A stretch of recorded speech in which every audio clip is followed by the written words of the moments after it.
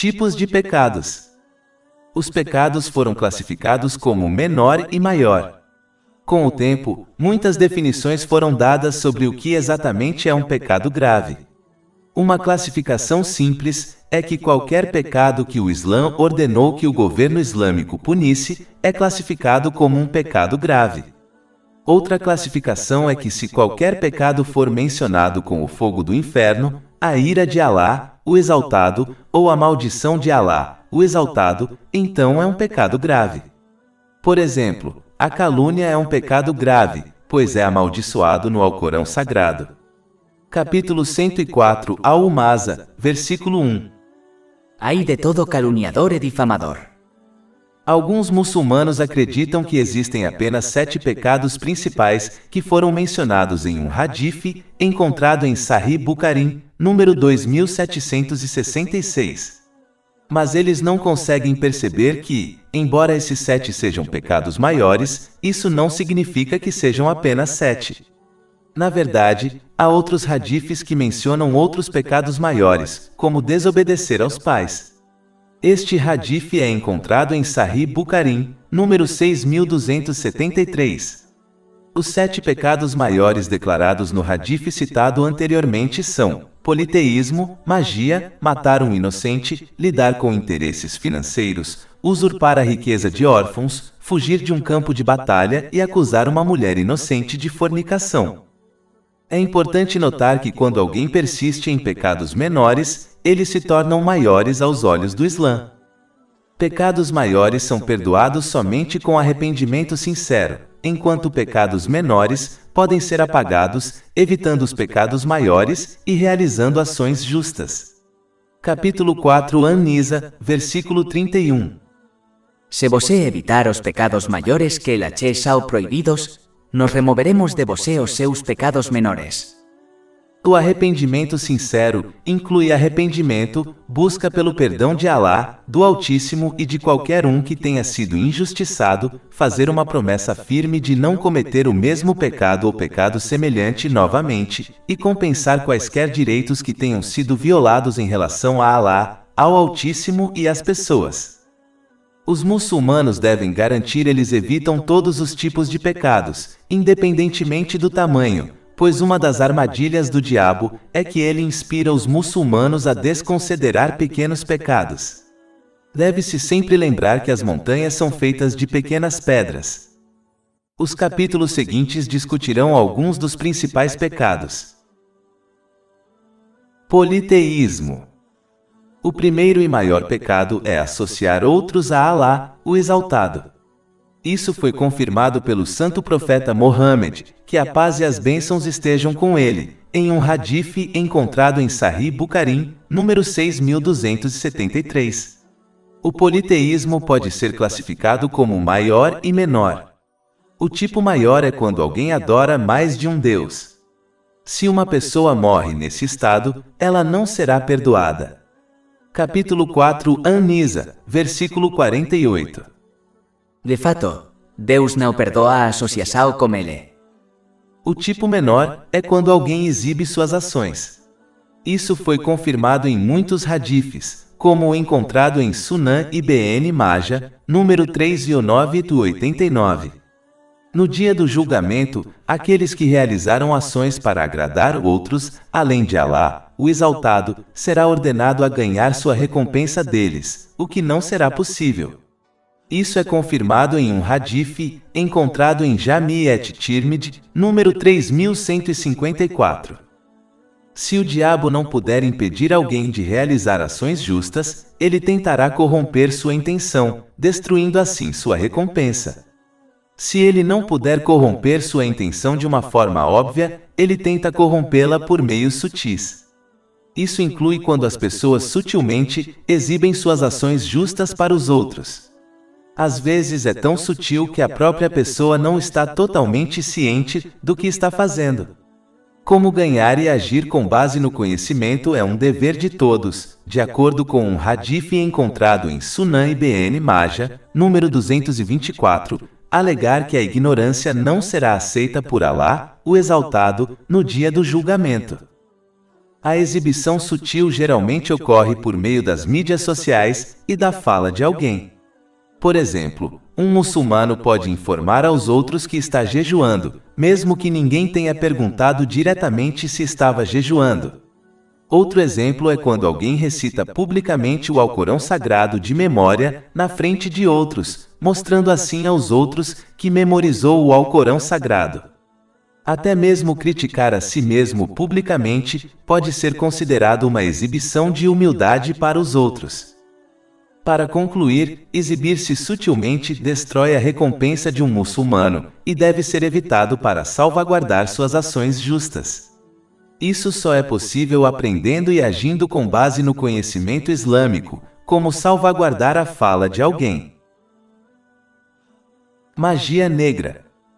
O próximo grande pecado que é amplamente praticado por certas comunidades é a feitiçaria ou magia negra. O Alcorão Sagrado conectou a prática da feitiçaria com a descrença. Capítulo 2 Al-Baqarah, versículo 102. Mas el existo e os dois anjos não ensinam ninguém, a menos que digam: somos uma prova, portanto, não sejam descrentes praticando magia. Alguns cometem esse pecado acreditando que ele só é proibido, quando, na verdade, está conectado à descrença. O santo profeta Mohammed, que a paz e as bênçãos estejam com ele, classificou a feitiçaria como um dos pecados destrutivos, o que significa que, se alguém não se arrepende sinceramente, isso pode muito bem levá-lo ao inferno. Isso é confirmado em um hadith encontrado em Sahih Bukhari, número 2766. É um pecado mortal maior, pois quem o pratica acredita que ele pode mudar o decreto de Alá, o Exaltado. Ou seja, ele pode rivalizar e desafiar o poder infinito de Alá, o Exaltado, o que é uma clara descrença. Portanto, os muçulmanos devem evitar esse pecado mortal maior a todo custo. Negligenciando a oração. O próximo grande pecado é negligenciar a oração obrigatória. Nos dias de hoje, isso se tornou muito comum. Muitos desistem de suas orações obrigatórias por razões triviais, todas as quais são, sem dúvida, rejeitadas.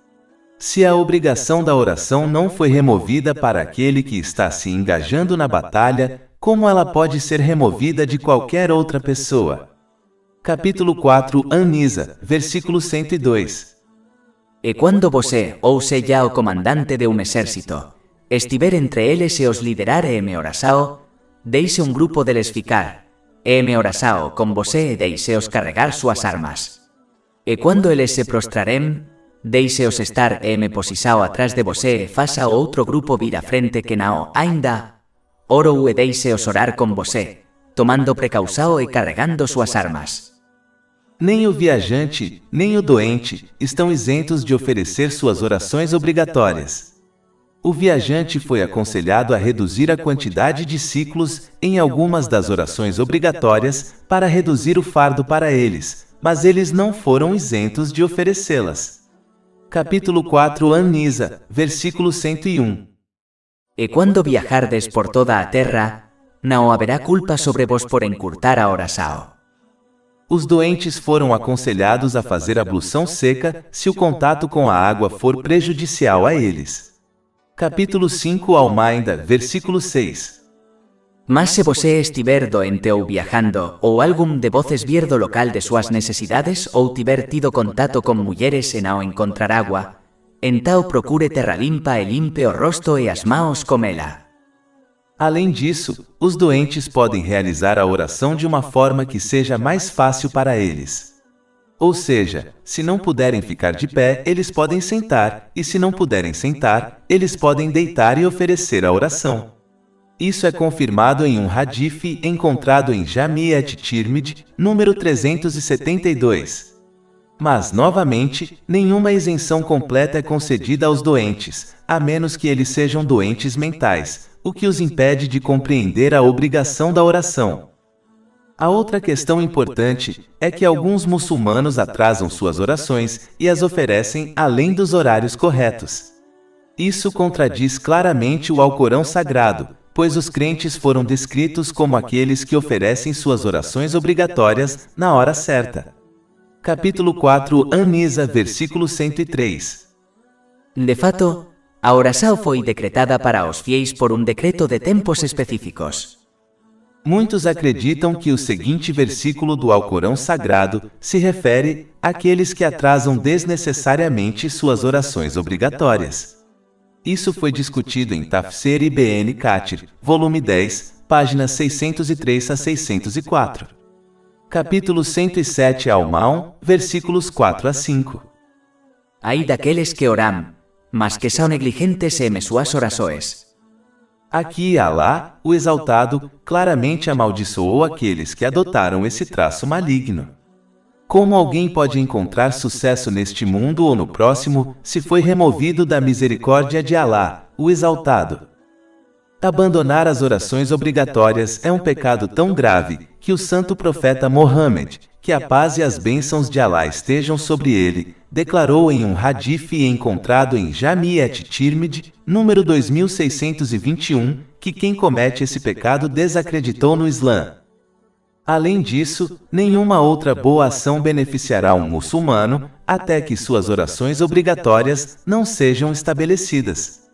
Um hadith encontrado em Sahih Bukhari, número 553, avisa claramente que as boas ações de alguém são destruídas se ele perder a oração obrigatória da tarde. Se esse é o caso de abandonar uma oração obrigatória, pode-se imaginar a penalidade de abandonar todas elas? Observar as orações obrigatórias em seus horários corretos foi recomendado como um dos atos mais amados por Alá, o Exaltado, em um hadith encontrado em Sahih Muslim, número 252. A partir disso, pode-se determinar que atrasar as orações obrigatórias além do seu horário, ou perdê-las completamente, é um dos atos mais odiados por Alá, o Exaltado. É um dever importante para todos os mais velhos encorajar as crianças sob seus cuidados a oferecerem as orações obrigatórias desde tenra idade, para que as estabeleçam antes que se tornem legalmente vinculativas para elas. Os adultos que adiam isso e esperam até que as crianças fiquem mais velhas, falharam neste dever extremamente importante. As crianças que só foram encorajadas a oferecer as orações obrigatórias quando se tornaram obrigatórias para elas, raramente as estabeleceram rapidamente. Na maioria dos casos, leva anos para que cumpram corretamente este importante dever. E a culpa recai sobre os mais velhos da família, especialmente os pais. É por isso que o santo profeta Mohammed, que a paz e as bênçãos estejam com ele, aconselhou em um hadith encontrado em Sunan Abu Daud, número 495, que as famílias devem encorajar seus filhos a oferecer as orações obrigatórias quando completarem 7 anos de idade.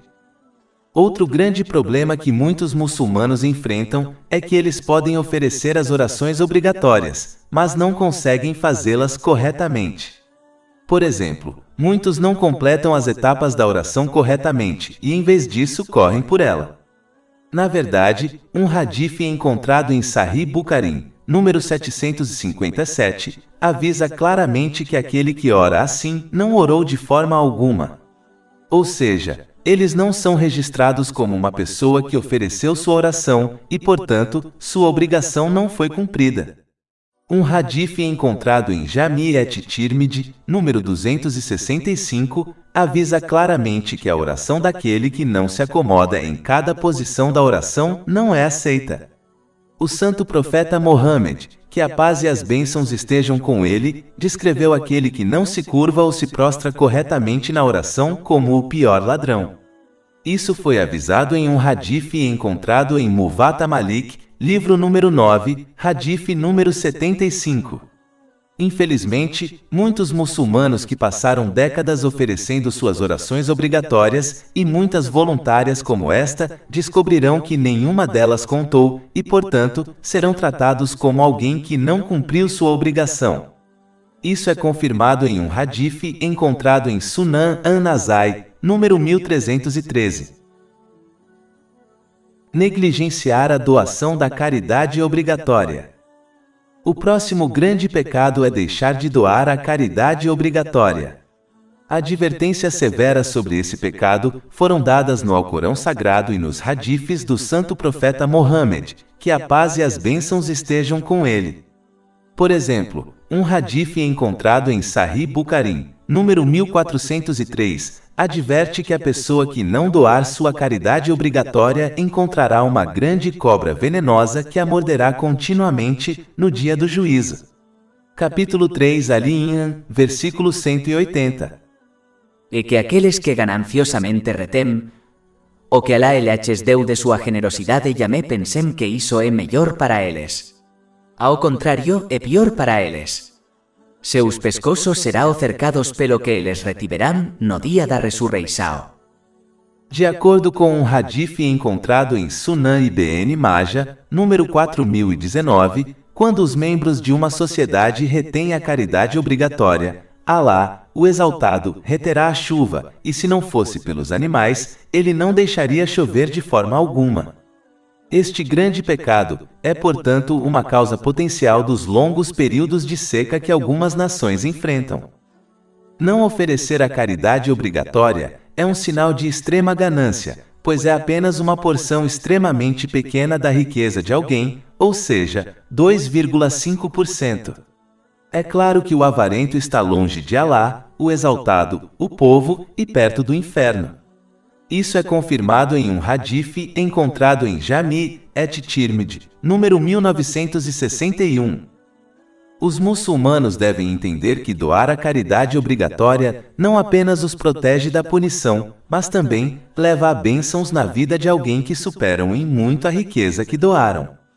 De fato, o santo profeta Mohammed, que a paz e as bênçãos estejam com ele, deixou claro em um hadith encontrado em Sahih Muslim, número 6592, que a caridade não diminui a riqueza de alguém.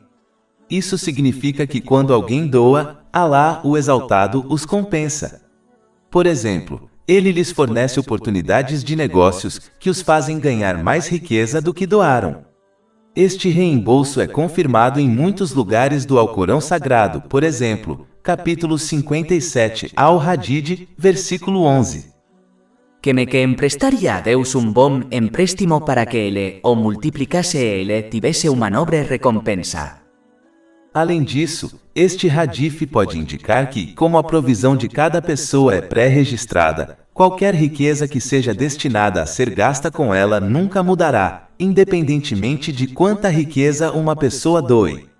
Isso é confirmado em um hadith encontrado em Sahih Muslim, número 6748. Um muçulmano deve, portanto, evitar a ira de Alá, o Exaltado, doando uma fração muito pequena de sua riqueza na forma de caridade obrigatória, enquanto espera uma recompensa muito maior, tanto neste mundo quanto no próximo. Negligenciar o jejum obrigatório. O próximo grande pecado é perder um jejum obrigatório sem uma razão válida. Na verdade, isso é tão sério que o santo profeta Mohammed, que a paz e as bênçãos estejam com ele, alertou em um hadith encontrado em Sunan Abu Daud, número 2396, que se um muçulmano não completar um jejum obrigatório sem uma razão religiosa válida, ele não será capaz de compensá-lo completamente, mesmo que jejue todos os dias por toda a sua vida. Uma desculpa válida inclui estar tão doente que, se alguém jejuar, isso o deixará pior. Capítulo 2 Al-Baqarah, versículo 184. Jejum por um número limitado de dias. Então, que mentre voces estiver doente ou viajando durante eles, então um número igual de outros dias debe ser compensado. E sobre aqueles que são capazes de jejuar, mas con dificultades un resgate como substituto de alimentar uma pessoa pobre a cada día. E quem quer que ofereça o bem ou seja o exceso é mellor para ele. Mas jejuar é mellor para voces se voces soubesem. Negligenciar a santa peregrinação. O próximo grande pecado é infelizmente bastante comum entre as pessoas hoje em dia, ou seja, deixar de completar a peregrinação sagrada obrigatória quando se pode fazê-lo. Essas são as pessoas que são obrigadas a realizá-la e estão em uma situação em que ainda podem atrasá-la desnecessariamente. Capítulo 3 Ali, versículo 97. E debido a Deus, o povo tem uma peregrinação a casa, para quem for capaz de encontrar um caminho para lá. O santo profeta Mohammed, que a paz e as bênçãos de Alá estejam com ele, deu um severo aviso em um hadith encontrado em Jami et-Tirmidhi, número 812, de que se um muçulmano estiver em condições de realizar sua peregrinação sagrada obrigatória e não o fizer, ele pode muito bem morrer como um não muçulmano. Infelizmente, os muçulmanos muitas vezes adiam esse dever importante com desculpas esfarrapadas, sem entender o quão sério ele é. Desrespeitar os pais. O próximo grande pecado é ser desrespeitoso com os pais. Ser gentil com os pais é uma característica amplamente conhecida entre os muçulmanos, mas infelizmente muitos falham em cumprir esse importante dever. Alá, o Exaltado, colocou ser gentil com os pais, ao lado de adorá-los somente em muitos lugares do Alcorão Sagrado, como, capítulo 17 Al-Isra, versículo 23. E teu Senhor decretou que não adores senão a Ele e aos pais bom tratamento. Se um ou ambos chegarem a velhice enquanto, contigo, não eleaches digas tanto quanto, uno e não os repulses, mas fala eleaches uma palavra nobre. Na verdade, este mesmo versículo proíbe os muçulmanos de sequer proferirem uma única palavra por aborrecimento em relação aos seus pais. Em outro lugar do Alcorão Sagrado, Alá, o Exaltado, combinou ser grato a ele com ser grato aos pais. Capítulo 31 Luqman, versículo 14. Sejam gratos a mim e aos seus pais. Embora existam inúmeros hadiths ordenando tratar os pais gentilmente, um único hadith encontrado em Sunan Ibn Majah, número 3662, é suficiente para entender sua importância.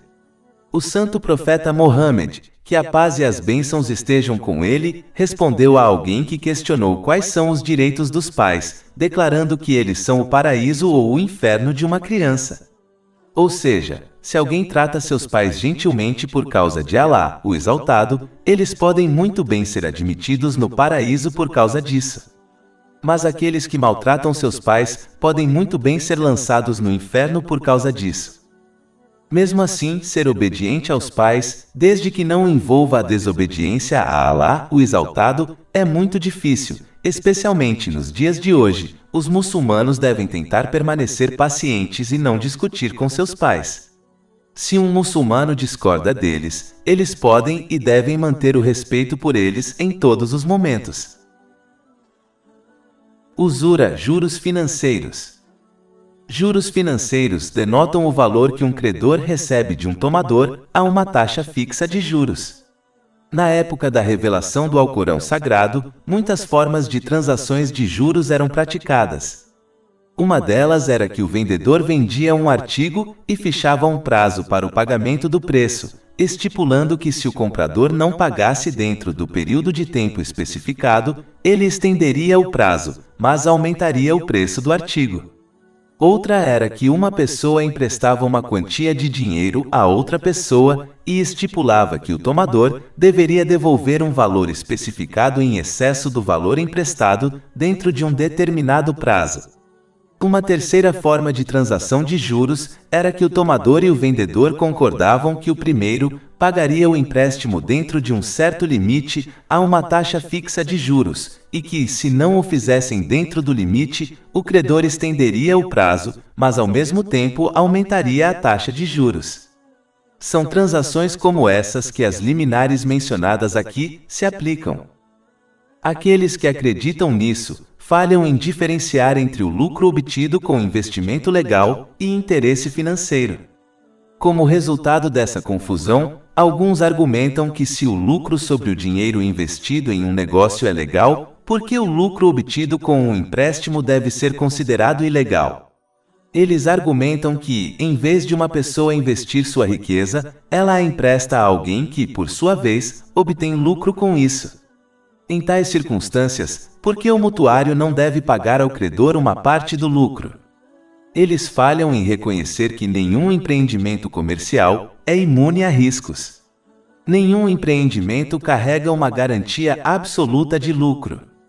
Portanto, não é justo que o financiador sozinho seja considerado com direito a um lucro ou a uma taxa fixa em todas as circunstâncias e deva ser protegido contra qualquer chance de perda. Não faz parte da justiça que aqueles que dedicam seus recursos não tenham lucro garantido a nenhuma taxa fixa, enquanto aqueles que emprestam sua riqueza estão totalmente protegidos contra todos os riscos de perda e têm lucro garantido a uma taxa fixa. Em uma transação legal normal, um comprador obtém benefício de um item que compra de um vendedor. O vendedor recebe uma compensação pelo esforço e tempo gasto na fabricação do item. Em transações relacionadas a juros, por outro lado, a troca de benefícios não ocorre de forma equitativa. A parte que recebe os juros recebe um valor fixo como pagamento pelo empréstimo que deu e, portanto, seu ganho é garantido. A outra parte pode fazer uso dos fundos emprestados, mas nem sempre pode render lucro.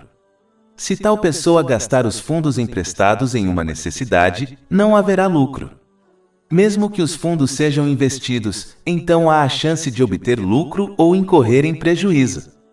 Portanto, uma transação relacionada a juros causa uma perda de um lado e um lucro do outro, ou um lucro garantido e fixo de um lado e um lucro incerto do outro.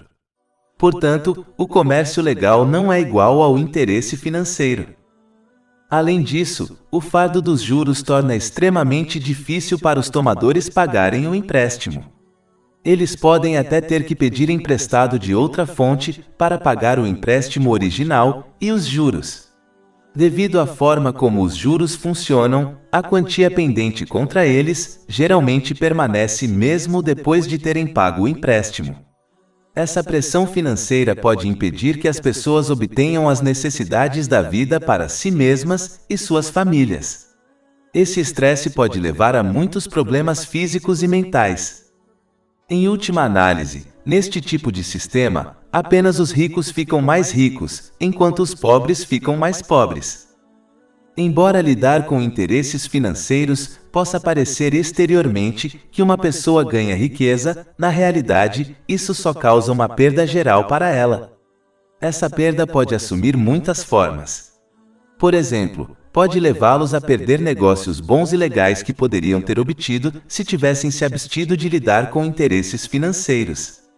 Alá, o exaltado, pode fazê-los usar sua riqueza de maneiras que não os agradam. Por exemplo, eles podem encontrar doenças físicas que os fazem gastar sua preciosa riqueza ilegal, deixando de usá-la de maneiras que lhes agradam. A perda geral também tem um aspecto espiritual. Quanto mais eles lidam com interesses financeiros, maior sua ganância se torna significativa. Sua ganância por coisas mundanas nunca é satisfeita, o que por definição os torna pobres, mesmo que possuam muita riqueza. Essas pessoas passarão de uma questão mundana para outra ao longo do dia, falhando em alcançar o contentamento, pois perderam a graça que acompanha os negócios legais e a riqueza.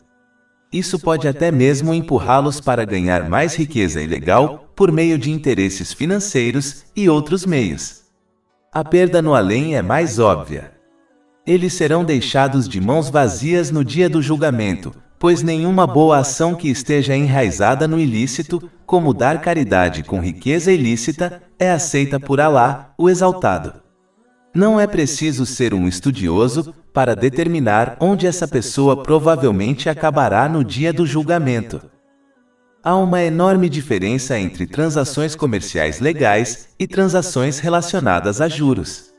A primeira desempenha um papel benéfico na sociedade, enquanto a última leva ao seu declínio. Por sua própria natureza, o interesse gera ganância, egoísmo, apatia e crueldade para com os outros. Ele leva à adoração da riqueza e destrói a compaixão e a unidade com os outros.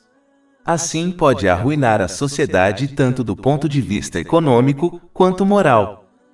Caridade, por outro lado, é o resultado da generosidade e compaixão. Devido à cooperação mútua e boa vontade, a sociedade se desenvolverá positivamente, o que por sua vez beneficia a todos.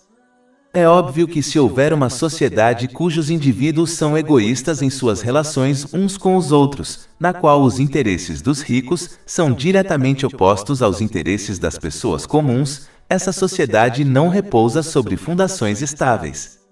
Em tal sociedade, em vez de amor e compaixão, é inevitável que cresça rancor e amargura mútuos.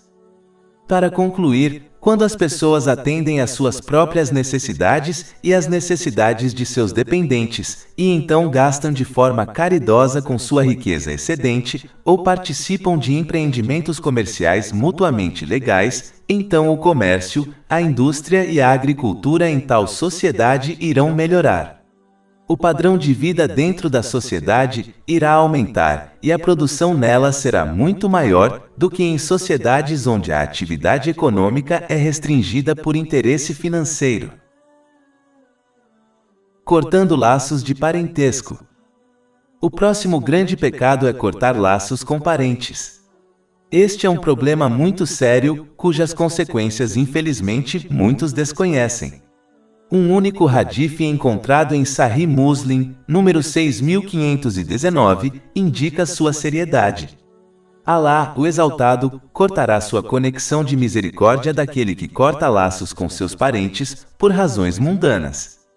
É frequentemente observado especialmente entre a comunidade asiática, que por questões mundanas mesquinhas, um muçulmano corta laços com um parente, mesmo que tenha sido bem tratado por eles durante anos. Somente após a morte do parente, o muçulmano mostra arrependimento, mesmo que seja tarde demais agora. Esta é uma mentalidade ignorante e deve mudar. Como alguém pode esperar obter sucesso neste mundo ou no próximo se Alá, o Exaltado, corta sua misericórdia deles? De fato, o santo profeta Mohammed, que a paz e as bênçãos estejam com ele, alertou claramente em um hadith encontrado em Sahih Bukhari, número 5984, que aquele que corta laços com seus parentes por questões mundanas não entrará no paraíso.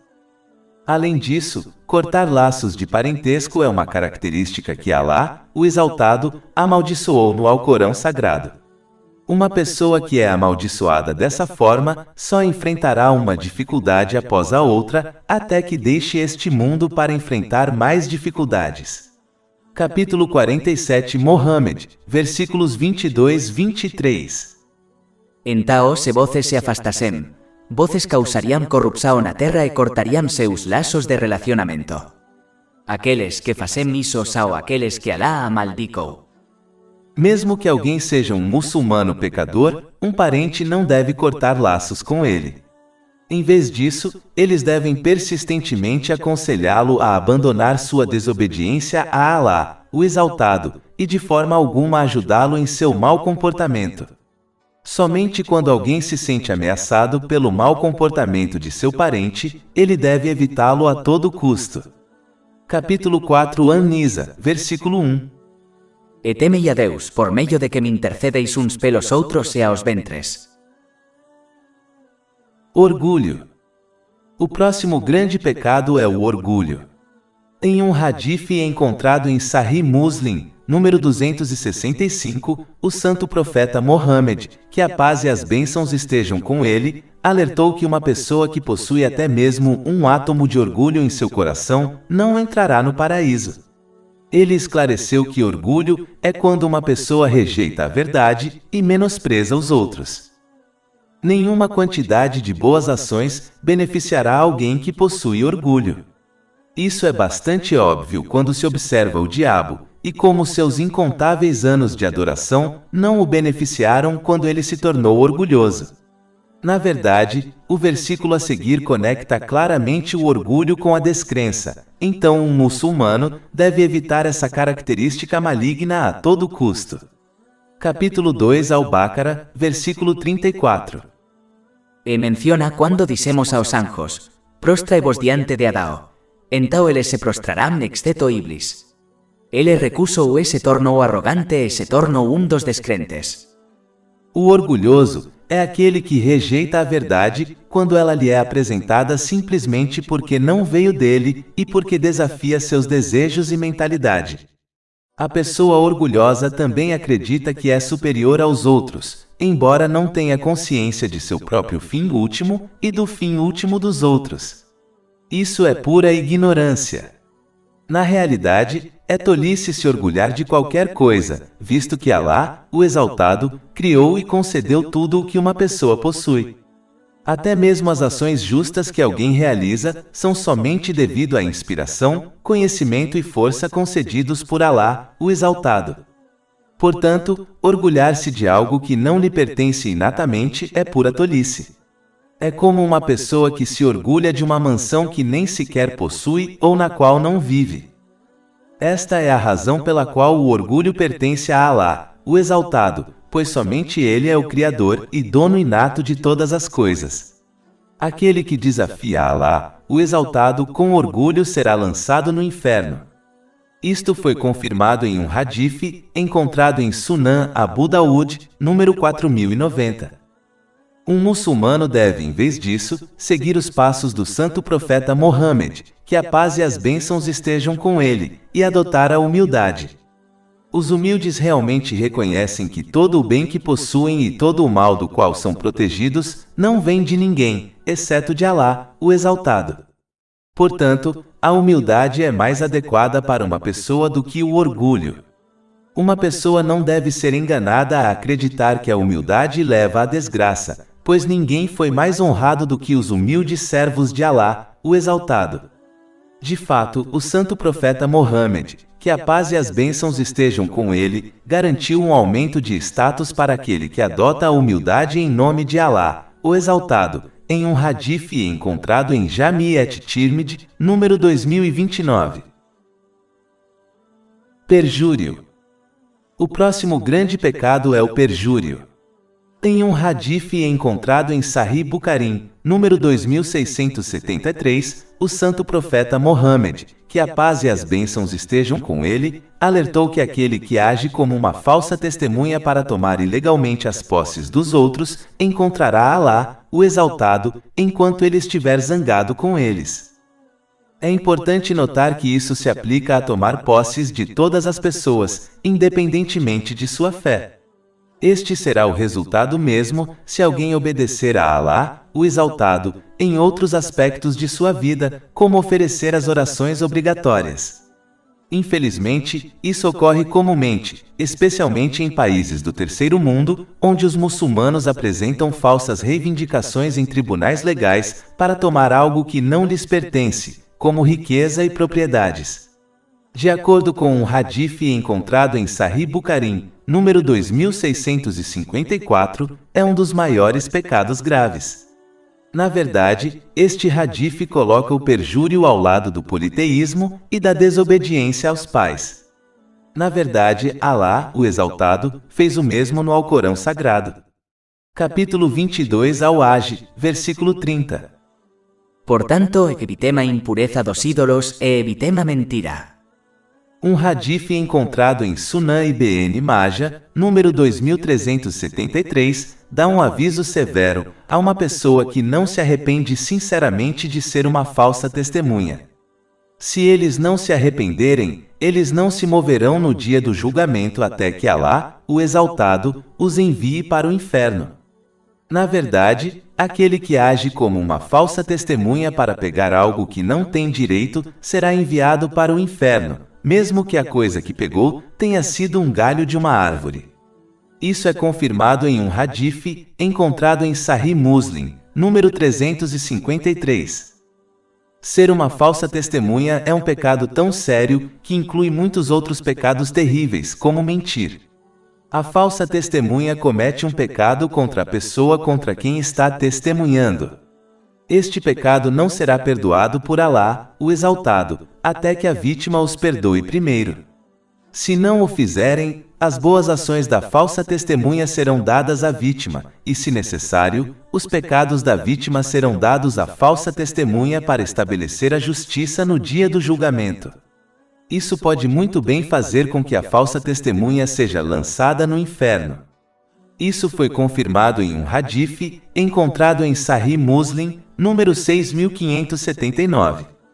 A falsa testemunha também comete um pecado se testemunhar em nome de outra pessoa, para que esta possa tomar algo a que não tem direito. Esta atitude desafia claramente o comando do Alcorão Sagrado, que aconselha os muçulmanos a não ajudarem uns aos outros no mal, mas sim ajudarem uns aos outros nas coisas boas. Capítulo 5 Al-Maida, versículo 2.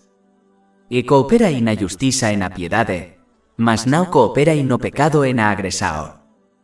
A falsa testemunha também cometerá mais pecados ao usar algo que se tornou ilícito devido à forma como foi obtido.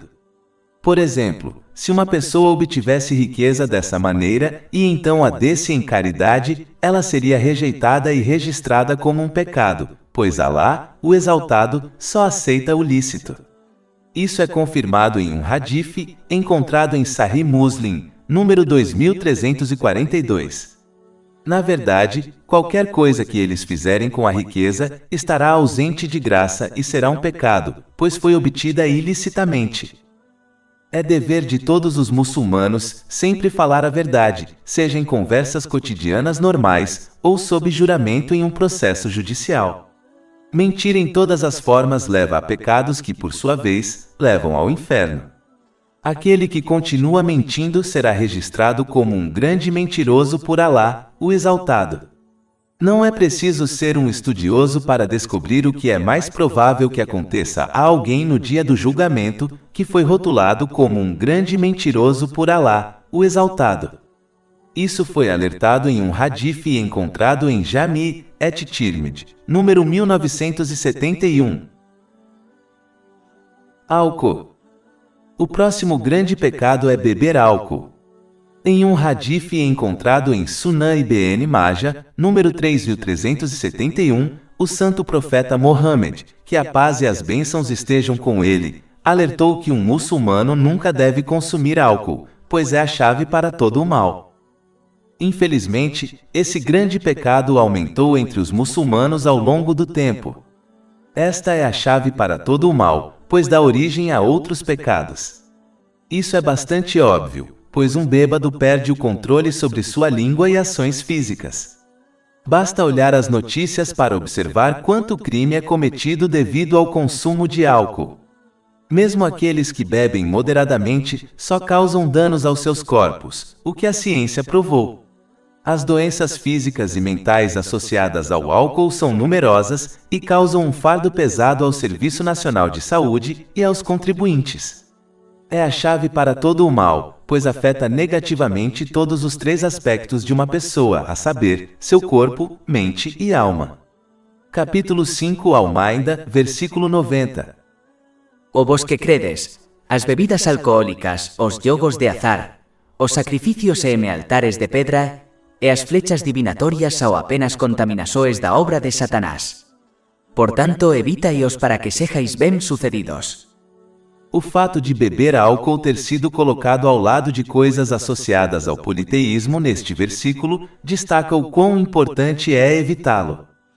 É um pecado tão grave que o santo profeta Mohammed, que a paz e as bênçãos de Alá estejam sobre ele, alertou em um hadith encontrado em Sunan Ibn Majah, número 3376, que aquele que bebe álcool regularmente não entrará no paraíso.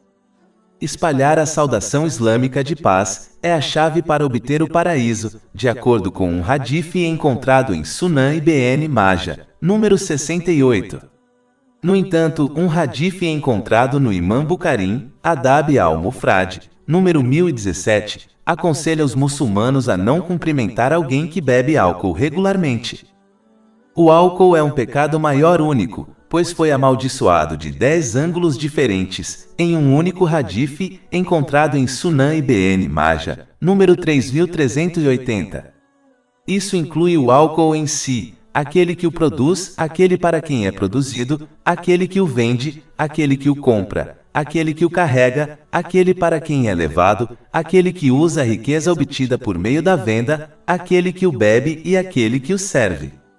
Aquele que lida com algo que foi amaldiçoado dessa forma, não obterá verdadeiro sucesso, a menos que se arrependa sinceramente. Jogatina. O próximo grande pecado é o jogo. O fato de o jogo ter sido colocado ao lado de coisas que são associadas ao politeísmo no verso seguinte, destaca o quão importante é evitá-lo. Capítulo 5 Almeida, verso 90. O vos que credes, as bebidas alcohólicas, os jogos de azar, os sacrificios e altares de pedra, e as flechas divinatorias ao apenas contaminasoes da obra de Satanás. Por tanto, evitai-os para que sejais bem sucedidos. O santo profeta Mohammed, que a paz e as bênçãos estejam com ele, aconselhou em um hadith encontrado no Imam Bukhari, Adab al-Mufrad, número 1262, que um muçulmano deve doar caridade como compensação por dizer a outro que ele deve fazer uma aposta. Se falar sobre fazer uma aposta tem uma penalidade, pode-se imaginar a seriedade de realmente apostar? O jogo não destrói apenas uma pessoa, mas todos aqueles associados a ela, como sua família. Ele está associado a muitos outros pecados e condições, como alcoolismo e depressão. Uma pessoa pode ganhar alguma riqueza por meio de jogos de azar, mas a longo prazo, ela só sairá perdendo. Opressão. O próximo grande pecado é a injustiça e a opressão. Em um hadith encontrado em Sahih Bukhari, número 2447, o santo profeta Mohammed, que a paz e as bênçãos estejam com ele, alertou que a opressão se tornará uma escuridão no dia do julgamento. É vital evitar isso, pois aqueles que se encontram mergulhados na escuridão dificilmente encontrarão o caminho para o paraíso. Somente aqueles que receberão uma luz guia conseguirão fazer isso com sucesso. A opressão pode assumir muitas formas. O primeiro tipo é quando alguém falha em cumprir os comandos de Alá, o Exaltado, e se abstém de suas proibições. Mesmo que isso não tenha efeito sobre o status infinito de Alá, o Exaltado, fará com que a pessoa fique submersa na escuridão em ambos os mundos. De acordo com um hadith encontrado em Sunan Ibn Majah, número 4244, sempre que uma pessoa comete um pecado, uma mancha negra é gravada em seu coração espiritual. Quanto mais eles pecam, mais seu coração será cercado pela escuridão. Isso os impedirá de aceitar e seguir a verdadeira orientação neste mundo, o que acabará levando à escuridão no próximo mundo. Capítulo 83 Al-Mutaffifin, versículo 14. Não. En vez disso, a manta cobriu seus corações daquilo que eles estavam ganhando. O próximo tipo de opressão é quando alguém se oprime por não cumprir a confiança que lhe foi concedida por Alá, o Exaltado, na forma de seu corpo e outras bênçãos mundanas que possui. A maior delas é a fé. Ela deve ser protegida e fortalecida por meio da obtenção e ação sobre o conhecimento islâmico. As outras bênçãos que alguém possui devem ser usadas de maneiras que agradem a Alá, o Exaltado. O tipo final de opressão é quando alguém maltrata os outros. Alá, o Exaltado, não perdoará esses pecados até que a vítima do opressor os perdoe primeiro.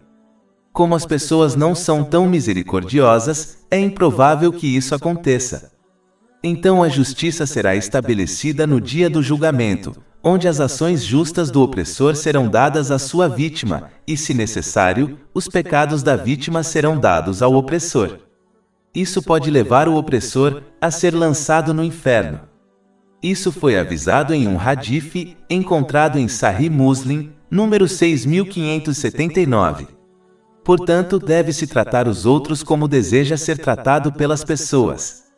Um muçulmano deve evitar todas as formas de opressão se deseja uma luz guia neste mundo e no próximo.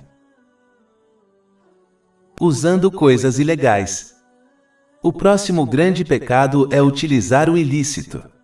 Isso ocorre quando alguém usa algo que é ilícito. Isso inclui usar riqueza ilícita, usar itens que são ilícitos e comer alimentos ilícitos. É importante notar que as coisas específicas que foram rotuladas como ilícitas pelo Islã, como o álcool, não são as únicas coisas que são ilícitas. Na verdade, até mesmo coisas lícitas podem se tornar ilícitas se forem obtidas por meio de coisas ilícitas. Por exemplo, um alimento lícito pode se tornar ilícito se for comprado com riqueza ilícita. Portanto, é importante que os muçulmanos garantam que eles lidem apenas com coisas lícitas, pois é preciso apenas um elemento do ilícito para arruinar alguém. De fato, o santo profeta Mohammed, que a paz e as bênçãos estejam com ele, uma vez alertou em um hadith encontrado em Sahih Muslim, número 2346, que aquele que utiliza o ilícito terá todas as suas súplicas rejeitadas. Se suas súplicas forem rejeitadas por Alá, o Exaltado, pode-se esperar que alguma de suas boas ações seja aceita? Isso de fato foi respondido em outro hadith encontrado em Sahih Bukhari, número 1410. O santo profeta Mohammed, que a paz e as bênçãos estejam com ele, alertou claramente que Alá, o Exaltado, aceita apenas o lícito. Portanto, qualquer ação que tenha fundamento no ilícito, como realizar a peregrinação sagrada com riqueza ilícita, será rejeitada. De fato, o santo profeta Mohammed, que a paz e as bênçãos estejam com ele, alertou em um hadith encontrado em Sahih Bukhari, número 3118, que esse tipo de pessoa será enviada para o inferno no dia do julgamento. Capítulo 2 Al-Baqarah, versículo 188. E não consumais injustamente a riqueza uns dos outros, e nem me enviéis deme suborno aos governantes para que eles possam ayudar a consumir uma parte da riqueza do povo no pecado, embora saibais que é ilícito.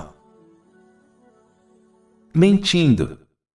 O próximo grande pecado é provavelmente o pecado mais comum cometido, que é mentir persistentemente. Infelizmente, mentir é um pecado muito comum encontrado na sociedade hoje, embora o santo profeta Mohammed, que a paz e as bênçãos estejam com ele, tenha rotulado especificamente esse pecado como um aspecto da hipocrisia. Isso foi confirmado em um hadith encontrado em Sahih Bukhari, número 2459. Mentir é inaceitável, seja uma pequena mentira ou quando se mente como uma piada. Na verdade, aquele que mente para fazer as pessoas rirem, ou seja, seu objetivo não é enganar alguém, foi amaldiçoado 3 vezes em um hadith encontrado em Jami' et-Tirmidhi, número 2315. Se mentir enquanto brinca é amaldiçoado, então alguém pode imaginar a seriedade de mentir enquanto tenta enganar os outros?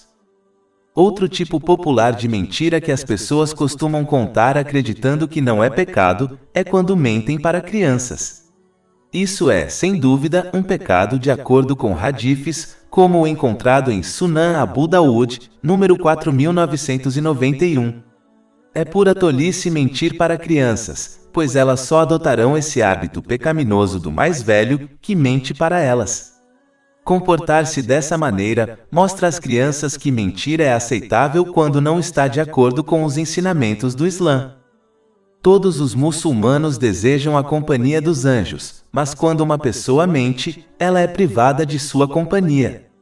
Na verdade, o fedor que é emitido da boca do mentiroso faz com que os anjos se movam 1 milha para longe deles. Isso é confirmado em um hadith encontrado em Jami' et-Tirmidhi, número 1972. Somente em casos muito raros e extremos a mentira é aceitável, por exemplo, mentir para proteger a vida de uma pessoa inocente. Portanto, os muçulmanos devem evitar todas as formas de mentira, independentemente de com quem estejam conversando. Suborno. O próximo grande pecado é o suborno. Em um hadith encontrado em Jami' et-Tirmidhi, número 1337, o santo profeta Mohammed, que a paz e as bênçãos estejam com ele, alertou que tanto aquele que oferece suborno quanto aquele que aceita suborno são amaldiçoados. Uma maldição envolve a remoção da misericórdia de Alá, o Exaltado. Quando isso ocorre, o verdadeiro sucesso duradouro em questões mundanas e religiosas não é possível. Qualquer sucesso mundano que alguém obtenha como riqueza por meio de suborno, se tornará uma fonte de grande dificuldade e punição em ambos os mundos, a menos que alguém se arrependa sinceramente. Além disso, sem a misericórdia de Alá, o Exaltado, os 3 aspectos da fé não podem ser cumpridos corretamente, a saber, cumprir os mandamentos de Alá, o Exaltado, abster-se de suas proibições e enfrentar o destino com paciência. Infelizmente, nos dias de hoje, o maior pecado do suborno se tornou muito comum em todas as partes do mundo. A única diferença é que em países do terceiro mundo, ele é feito abertamente, e em países mais desenvolvidos, secretamente. Na maioria dos casos, o suborno envolve uma pessoa oferecendo presentes a pessoas influentes, como um juiz, para ganhar algo que não é deles. A única vez em que um suborno não será registrado como pecado é quando alguém é forçado a oferecer um suborno para recuperar sua própria propriedade. A maldição neste caso é sobre quem aceita o suborno. É importante notar que, se os muçulmanos como um todo desejam eliminar o suborno e outras práticas corruptas, então eles mesmos devem evitá-las. Somente quando essa atitude correta for adotada em um nível individual, isso afetará aqueles em posições sociais e políticas de influência. A razão pela qual essas pessoas agem dessa maneira é porque elas observam a sociedade como um todo agindo em práticas corruptas. Mas se a sociedade em um nível individual rejeitasse essas práticas, nenhuma pessoa em uma posição de influência social ou política ousaria agir dessa maneira, pois eles sabem que as pessoas não tolerariam isso. Exibindo-se. O próximo grande pecado é exibir as ações justas de alguém para as pessoas.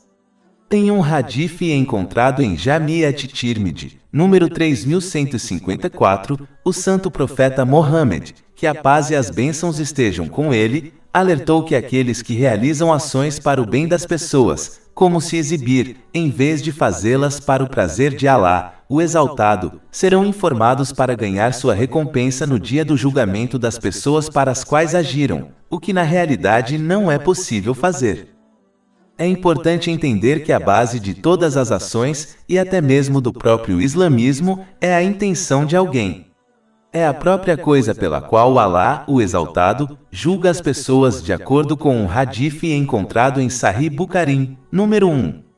Um muçulmano deve garantir que ele realize todas as ações religiosas e úteis do mundo em nome de Alá, o Exaltado, para que ele ganhe recompensa dele em ambos os mundos.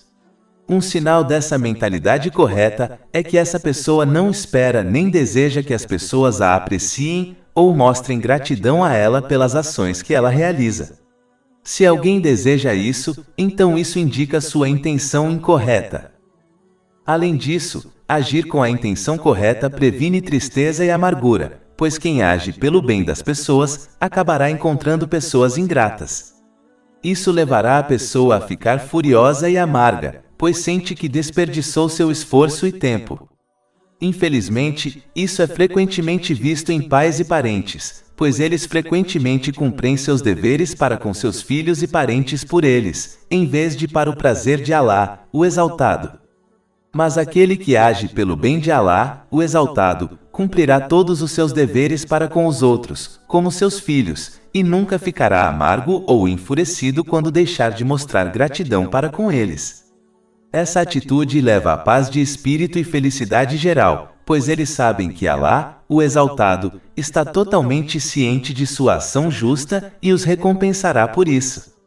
Esta é a maneira como todos os muçulmanos devem agir, caso contrário, eles podem muito bem ficar de mãos vazias no dia do juízo.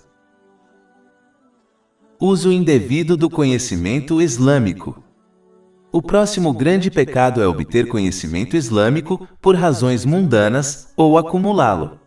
Tem um hadith encontrado em Sunan Ibn Majah, número 253, o santo profeta Mohammed, que a paz e as bênçãos estejam com ele, alertou que aquele que obtém conhecimento religioso para se exibir para os estudiosos, discutir com os outros ou atrair atenção para si mesmo, irá para o inferno. Embora a base de todo o bem, tanto em questões mundanas quanto religiosas, seja o conhecimento, os muçulmanos devem entender que o conhecimento só os beneficiará quando eles primeiro corrigirem sua intenção. Ou seja, Eles se esforçam para obter e agir com base no conhecimento para agradar a Alá, o Exaltado. Todas as outras razões só levarão à perda de recompensa e até mesmo à punição se um muçulmano não se arrepender sinceramente.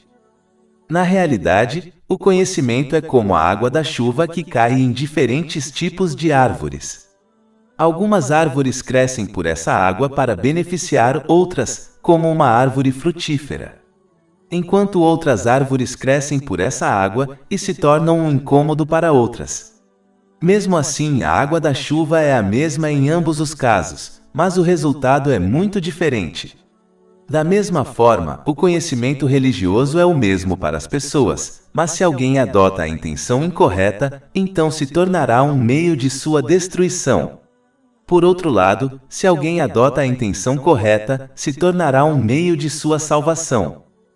Os muçulmanos devem, portanto, corrigir sua intenção em todos os assuntos, pois serão julgados por isso. Isso é confirmado em um hadith encontrado em Sahih Bukhari, número 1. E eles devem se lembrar de que uma das primeiras pessoas a entrar no inferno será um estudioso que só obteve conhecimento para se exibir para os outros. Isso foi alertado em um hadith encontrado em Sahih Muslim, número 4923. Obter e agir com base em conhecimento útil com a intenção correta é o verdadeiro conhecimento benéfico. Quem ocultar conhecimento sem uma razão válida será queimado com fogo no dia do julgamento. Isso é confirmado em um hadith encontrado em Jami' et-Tirmidhi, número 2649. Portanto, os muçulmanos devem compartilhar o conhecimento útil que ganharam com os outros. É simplesmente tolice não fazer isso, pois esta é uma das ações justas que beneficiarão um muçulmano, mesmo depois que ele morrer. Isso foi aconselhado em um hadith encontrado em Sunan Ibn Majah, número 241. Aqueles que acumularam conhecimento foram esquecidos pela história, mas aqueles que o compartilharam com os outros se tornaram conhecidos como os estudiosos e professores da humanidade. Contando favores. O próximo grande pecado é lembrar aos outros os favores que eles fizeram a eles, como caridade. Sem dúvida, isso cancela a recompensa do favor que eles fizeram. Capítulo 2 Al-Baqarah, versículo 264. O vos que crestes não invalideis as vossas caridades com lembranças delas ou com injúrias. É um pecado tão grave que o santo profeta Mohammed, que a paz e as bênçãos de Alá estejam sobre ele, alertou em um hadith encontrado em Sunan An-Nasai, número 2563, que aquele que lembra aos outros os favores que lhes foram feitos, não entrará no paraíso. É importante para um muçulmano entender que se alguém age e ajuda os outros por causa de Alá, o Exaltado, então eles devem buscar recompensa dele. Mas se eles lembram os outros dos favores que eles fizeram a eles, isso só prova que eles agiram por causa das pessoas, ou seja, eles desejam algum tipo de compensação das pessoas. Aqueles que realizam ações justas por causa das pessoas serão informados para ganhar sua recompensa delas no dia do julgamento, o que não será possível. Isso é confirmado em um hadith encontrado em Jami' et-Tirmidhi, número 3154. Espionagem. O próximo grande pecado é espionar os outros para descobrir falhas que foram ocultadas por Alá, o Exaltado. Capítulo 49 Al-Hujura, versículo 12. E não espie. O santo profeta Mohammed, que a paz e as bênçãos de Alá estejam com ele, alertou em um hadith encontrado em Sahih Bukhari, número 7042, que quem espiona os outros, como escutar suas conversas privadas, terá chumbo derretido derramado em seus ouvidos no dia do juízo. Os muçulmanos devem entender que se Alá, o Exaltado, é onisciente, mas ainda esconde as falhas dos outros, então os muçulmanos que possuem conhecimento limitado dado por Deus, não devem espionar os outros com a intenção de descobrir suas falhas e problemas pessoais. Quem descobre as falhas dos outros terá suas falhas expostas por Alá, o Exaltado. Isso é confirmado em um hadith encontrado em Sunan Ibn Majah, número 2546. Em vez disso, os muçulmanos devem agir na outra parte deste hadith, que é esconder as falhas dos outros para que Alá, o Exaltado, esconda suas falhas. Contando histórias. O próximo grande pecado é espalhar fofocas e fofocas. Em um hadith encontrado em Sahih Muslim, número 290, o santo profeta Mohammed, que a paz e as bênçãos estejam com ele, alertou que aquele que espalha fofocas maliciosas não entrará no paraíso. Este é aquele que espalha fofocas, sejam elas verdadeiras ou não, e isso leva a problemas entre as pessoas, relacionamentos fraturados e quebrados. Esta é uma característica maligna, e aqueles que se comportam dessa maneira são, na verdade, demônios humanos, pois essa mentalidade pertence a ninguém menos que o diabo. Ele sempre se esforça para causar separação entre as pessoas. Alá, o Exaltado, amaldiçoou esse tipo de pessoa no Alcorão Sagrado. Capítulo 104, Al-Maza, versículo 1. Ay de todo escarnecedor e escarnecedor. Como alguém pode esperar que Alá, o Exaltado, conserte seus problemas e os agracie com bênçãos, se essa maldição o cercou? O único momento em que contar histórias é aceitável é quando alguém está alertando os outros sobre um perigo. É dever de um muçulmano não dar atenção a um fofoqueiro, pois eles são pessoas más em quem não se deve confiar ou acreditar. Capítulo 49, Al-Hujura, versículo 6.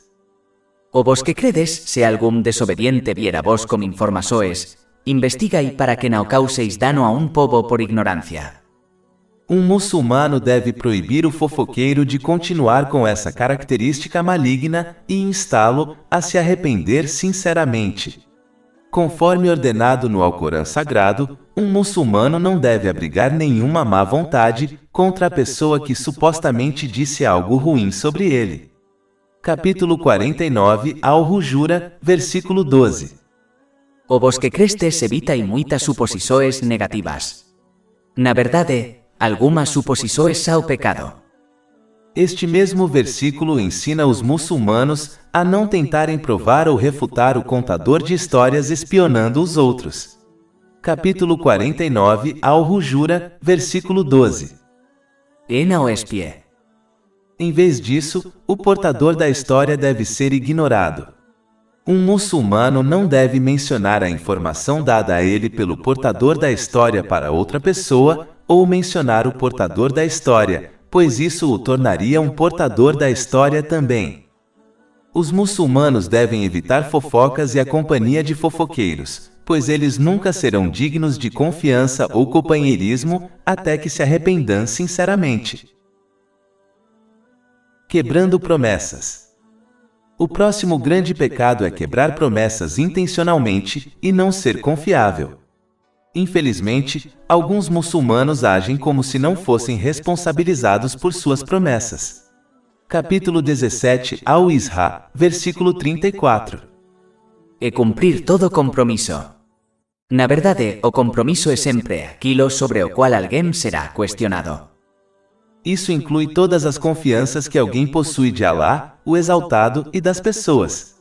Cada bênção que alguém possui foi confiada a ele por Alá, o Exaltado. A única maneira de cumprir essas confianças é usando as bênçãos da maneira que agrada a Alá, o Exaltado. Isso garantirá que eles ganhem mais bênçãos, pois isso é verdadeira gratidão. Capítulo 14, Ibrahim, versículo 7. E lembra-te de quando teu Senhor proclamou: "Es fores grato certamente te aumentarei em favor." As relações de confiança entre as pessoas também são importantes para serem cumpridas. Aquele a quem foram confiados os pertences de outra pessoa não deve usá-los indevidamente e usá-los somente de acordo com os desejos do proprietário. Uma das maiores relações de confiança entre as pessoas é manter as conversas em segredo, a menos que haja algum benefício óbvio em informar os outros. Infelizmente, isso é frequentemente ignorado pelos muçulmanos. A maior das promessas que um muçulmano fez foi com Alá, o Exaltado, que é obedecer-lo sinceramente. Isso envolve cumprir seus comandos, abster-se de suas proibições e encarar o destino com paciência. Todas as outras promessas feitas com as pessoas também devem ser mantidas, a menos que se tenha uma desculpa válida, especialmente aquelas que os pais fazem com os filhos. Quebrar promessas apenas ensina às crianças mau caráter e as encoraja a acreditar que ser enganoso é uma característica aceitável de se possuir. Em um hadith encontrado em Sahih Bukhari, número 2227, Alá, o Exaltado, declara que ele será contra aquele que faz uma promessa em seu nome e então a quebra sem uma desculpa válida.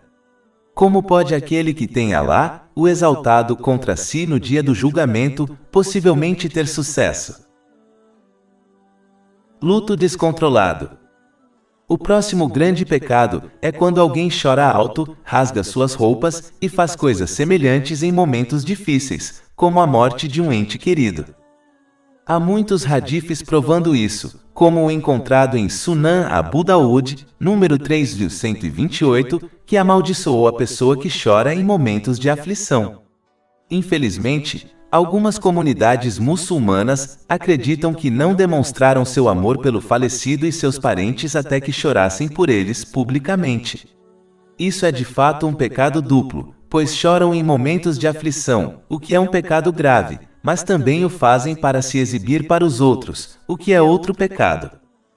Infelizmente, alguns acreditam que não é permitido chorar em momentos difíceis, como a perda de um ente querido. Isso é incorreto, pois o santo profeta Mohammed, que a paz e as bênçãos estejam com ele, chorou em muitas ocasiões quando alguém faleceu. Por exemplo, ele chorou quando seu filho Ibrahim, que Alá esteja satisfeito com ele, faleceu. Isso é confirmado em um hadith encontrado em Sunan Abu Daud, número 3126. De fato, chorar pela morte de alguém é um sinal de misericórdia que Alá, o Exaltado, colocou nos corações de seus servos. E somente aqueles que mostram misericórdia aos outros receberão misericórdia de Alá, o Exaltado. Isso foi aconselhado em um hadith encontrado em Sahih Bukhari, número 1284. Este mesmo hadith menciona claramente que o santo profeta Mohammed, que a paz e as bênçãos estejam com ele, chorou por seu neto que faleceu. Um hadith encontrado em Sahih Muslim, número 2137, aconselha que uma pessoa não será punida por chorar pela morte de alguém ou pela dor que sente em seu coração. Mas eles podem muito bem enfrentar punição se proferirem palavras que mostrem sua impaciência com a escolha de Alá, o Altíssimo. É claro que sentir tristeza no coração ou derramar lágrimas não é proibido no Islã. As coisas que são proibidas são lamentar, mostrar impaciência por meio de palavras ou ações, como rasgar as roupas ou raspar a cabeça em sinal de tristeza. São advertências severas contra aqueles que agem dessa maneira. Portanto, deve-se evitar essas ações a todo custo.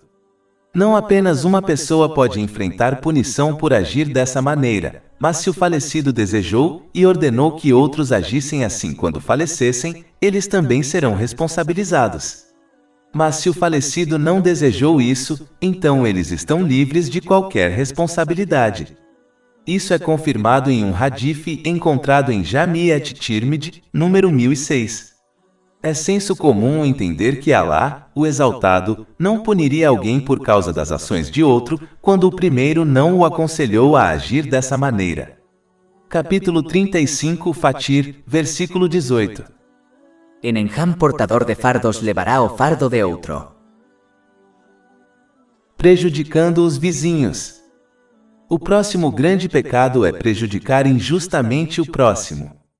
Em um hadith encontrado em Sahih Bukhari, número 6014, o santo profeta Mohammed, que a paz e as bênçãos estejam com ele, aconselhou que ele foi encorajado a tratar os vizinhos gentilmente, a tal ponto que ele pensou que um vizinho se tornaria um herdeiro de todo muçulmano. Infelizmente, esse dever é frequentemente negligenciado, embora tratar os vizinhos gentilmente seja um aspecto importante do Islã. Primeiro de tudo, é importante notar que o vizinho de uma pessoa no Islã inclui todas as pessoas que vivem dentro de 40 casas, em cada direção para a casa de um muçulmano. Isso é confirmado no Imam Bukhari, Adab al-Mufrad, número 109. O santo profeta Mohammed, que a paz e as bênçãos estejam com ele, uma vez conectou a crença em Alá, o Exaltado, e no dia do julgamento, a tratar um vizinho gentilmente em um hadith encontrado em Sahih Muslim, número 174. Este hadith sozinho é suficiente para indicar a seriedade de tratar os vizinhos gentilmente. Um hadith encontrado em Imam Bukhari, Adab al-Mufrad, número 119, adverte que uma mulher que cumprisse seus deveres obrigatórios e oferecesse muita adoração voluntária, iria para o inferno porque maltratava seus vizinhos por meio de sua fala. Se este é o caso de quem fere seu vizinho por meio de palavras, pode-se imaginar a seriedade de ferir fisicamente o próximo. Um muçulmano deve ser paciente quando maltratado por seu vizinho. Na verdade, um muçulmano deve tratá-los gentilmente em casos como este. Retribuir o bem com o bem não é difícil. Um bom vizinho é aquele que retribui o mal com o bem. Um muçulmano deve respeitar o espaço privado da propriedade de seu vizinho, mas ao mesmo tempo cumprimentá-lo e oferecer-lhe ajuda sem ser muito intrusivo. Eles devem ser apoiados por quaisquer meios disponíveis para uma pessoa, como apoio financeiro ou emocional. Um muçulmano deve sempre esconder as falhas de seus vizinhos. Aquele que esconde as falhas dos outros terá suas falhas escondidas por Alá, o Exaltado. E aquele que expõe as falhas dos outros, Alá, o Exaltado, exporá suas falhas e os desgraçará publicamente. Isso é confirmado em um hadith encontrado em Sunan Abu Daud, número 4880. Perder a esperança em Alá, o Exaltado. O próximo grande pecado é perder a esperança na infinita misericórdia de Alá, o Exaltado. Capítulo 12 Yusuf, versículo 87. Na verdade, ninguém se desespera do alívio de Deus, exceto os descrentes. Em um hadith encontrado em Jami at-Tirmidhi, número 2459, o santo profeta Mohammed, que a paz e as bênçãos estejam com ele, descreveu a diferença entre a verdadeira esperança na misericórdia de Alá, o Exaltado, e o pensamento positivo. A verdadeira esperança é quando alguém controla sua alma, evitando a desobediência de Alá, o Exaltado, e luta ativamente para se preparar para o além. Enquanto isso, o tolo pensador positivo segue seus desejos e então espera que Alá, o Exaltado, o perdoe e cumpra seus desejos. É importante para os muçulmanos não confundirem essas duas atitudes para que evitem viver e morrer como um pensador positivo, pois essa pessoa tem grande probabilidade de ter sucesso neste mundo ou no próximo. O pensamento positivo é como um fazendeiro que falha em preparar a terra para o plantio, falha em plantar sementes, falha em regar a terra e então espera colher uma safra enorme. Isso é pura tolice, e esse fazendeiro tem grande probabilidade de ter sucesso. Enquanto isso, a verdadeira esperança é como um fazendeiro que prepara a terra, planta sementes, rega a terra e então espera que Alá, o Exaltado, os abençoe com uma colheita enorme. A principal diferença é que aquele que possui a verdadeira esperança se esforçará ativamente para obedecer a Alá, o Exaltado, cumprindo seus comandos, abstendo-se de suas proibições e enfrentando o destino com paciência de acordo com as tradições do santo profeta Mohammed, que a paz e as bênçãos estejam com ele. E sempre que eles escorregam, eles se arrependeram sinceramente. Enquanto isso, o pensador positivo não se esforçará ativamente para obedecer a Alá, o Exaltado, e em vez disso, seguirá seus desejos e ainda esperará que Alá, o Exaltado, os perdoe e cumpra seus desejos. Os muçulmanos devem, portanto, aprender a diferença fundamental para que possam abandonar o pensamento positivo e, em vez disso, adotar a verdadeira esperança em Alá, o Exaltado, que sempre leva a nada, exceto ao bem e ao sucesso em ambos os mundos. Isso foi indicado em um hadith encontrado em Sahih Bukhari, número 7405. Conclusão: os muçulmanos devem obter o conhecimento necessário para evitar pecados menores e maiores. Eles também devem se arrepender de todos os pecados maiores e menores, e se esforçar para evitá-los no futuro a todo custo, enquanto esperam na misericórdia e no perdão de Alá, o Exaltado. Mais de 400 e-books, audiolivros, infográficos, podcasts e blogs gratuitos disponíveis em nosso site www.sharkpod.com.